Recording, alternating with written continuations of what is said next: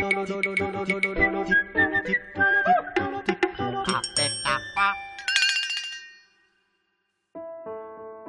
centre de recherche en neurosciences de Lyon est situé dans un parc.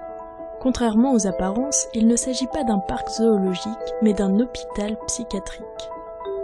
Là, l'équipe Dynamique cérébrale et cognition cherche à savoir ce qui se passe au plus profond du cerveau, à l'aide d'appareils très impressionnants. Donc ça, c'est un magnétomètre, un neuromagnétomètre plus exactement. Il y en a 3 modèles qui existent à peu près partout dans le monde, à petite échelle, il n'y en a pas tant que ça. Qu'est-ce qu'on mesure avec cet engin? On mesure les champs magnétiques qui sont créés par l'activité neuronale, et plus exactement par les courants qui traversent les synapses, et qui font le lien entre le corps du neurone et les synapses. Il faut en gros avoir des capteurs qui vont mesurer des femtotesla, c'est-à-dire c'est le milliardième du champ magnétique terrestre. Alors ça explique 2 choses. Ça explique d'abord qu'on se trouve dans une chambre blindée, qui permet de dévier toutes les perturbations magnétiques provoquées par toutes les perturbations électriques. Et puis d'autre part, qu'on a ici des capteurs, donc très sensibles, qui fonctionnent dans de l'hélium liquide. Donc tout ce gros réservoir, c'est simplement un réservoir d'hélium liquide dans lequel baignent les capteurs et l'électronique associée à ces capteurs. 275 capteurs ultrasensibles répartis autour de la tête permettent de localiser précisément les zones d'activité du cerveau selon différentes sollicitations et de mesurer en temps réel cette activité. Pour être utilisables, les données font l'objet de traitements complexes dans des logiciels spécialement conçus par les développeurs de l'équipe. Je crois qu'il y a une vingtaine de sites dans le monde qui doivent utiliser, ou au moins on sait qu'ils utilisent. Peut-être qu'il y en a plus, mais ils ne le disent pas. C'est une technologie qui permet de saisir à la milliseconde près les modulations de l'activité cérébrale dans différentes régions du cerveau de façon simultanée.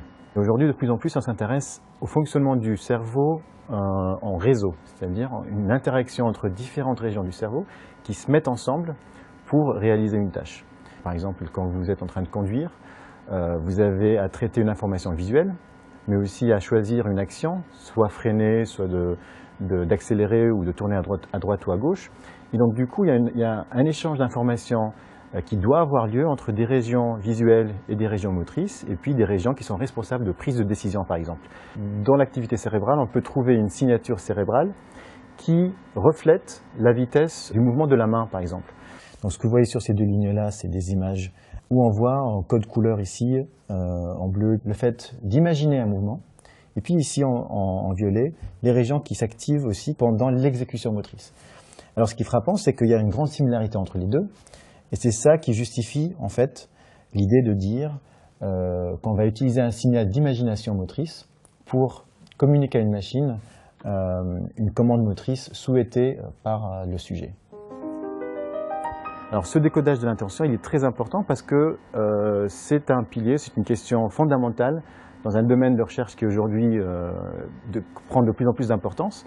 C'est le domaine des interfaces cerveau-machine, donc les ICM, dans lesquelles on va essayer de court-circuiter l'activité musculaire et aller directement décoder l'intention des sujets en regardant l'activité de leur cortex moteur, par exemple, de leur activité cérébrale, et en déduire leurs intentions motrices pour du coup communiquer ça à une machine.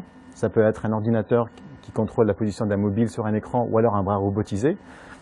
Et du coup, quand on peut communiquer ça à une machine, la machine peut exécuter le mouvement.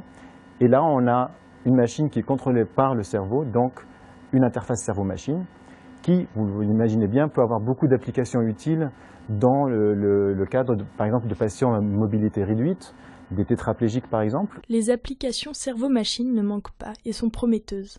Tenez par exemple le P300 Speller. C'est un protocole qui permet à des patients qui ne peuvent plus communiquer de manière classique de communiquer en utilisant uniquement leur activité cérébrale. Donc en fait on demande à la personne seulement de porter son attention sur la lettre qu'il veut épeler. Et donc toutes les lettres vont être flashées et au moment où cette lettre-là sera flashée, on enregistrera une activité électrique particulière. Et donc comme ça on va être capable de retrouver la lettre sur laquelle la personne portait son attention. L'objectif, c'est vraiment pour des patients qui ne peuvent pas communiquer, typiquement les patients qu'on appelle locked-in syndrome ou le syndrome d'enfermement. C'est des gens qui sont complètement paralysés à la suite d'un accident vasculaire cérébral ou d'un traumatisme. Et donc pour eux, ça pourrait permettre de remettre en place une forme de communication. C'est fait dans certains hôpitaux, c'est encore à l'essai au niveau de la recherche, mais ça se fait de plus en plus. D'autres pistes qui sont explorées chez nous et ailleurs sont l'application des interfaces cerveau-machine dans le cadre des comas. Mieux définir l'état de conscience du patient, l'état de conscience résiduel du patient. Et ce qu'on peut imaginer avec ces interfaces cerveau-machine, c'est en temps réel être capable d'évaluer cet état, d'affiner cette évaluation, voire même à terme, si on détecte chez certains patients un état de conscience résiduel, établir une interaction avec eux. Et puis, dans ce cas-là, peut-être envisager une communication avec lui grâce à l'interface cerveau-machine. Ça, c'est les équations qu'on essaye de dériver pour ensuite doter la machine de capacités de calcul qui vont permettre de lire l'activité cérébrale, de l'interpréter, voire de s'adapter à ces modifications. Et en fait, en temps réel, on observe pas à pas en fait, des réponses cérébrales. Et on met à jour notre connaissance dans la machine, en fait, notre connaissance à force d'observation. Donc en fait, il y a un peu une analogie avec la façon qu'on a, nous, de fonctionner avec l'environnement. Hein. Et est-ce qu'un jour on parviendra à vraiment comprendre notre cerveau ? Une phrase d'un penseur, un scientifique américain, Lyle Watson, qui a une fois dit « Si notre cerveau était assez simple pour nous, pour qu'on puisse arriver à le comprendre, et ben, du coup, nous, on serait tellement simple qu'on en serait incapable. » Voilà.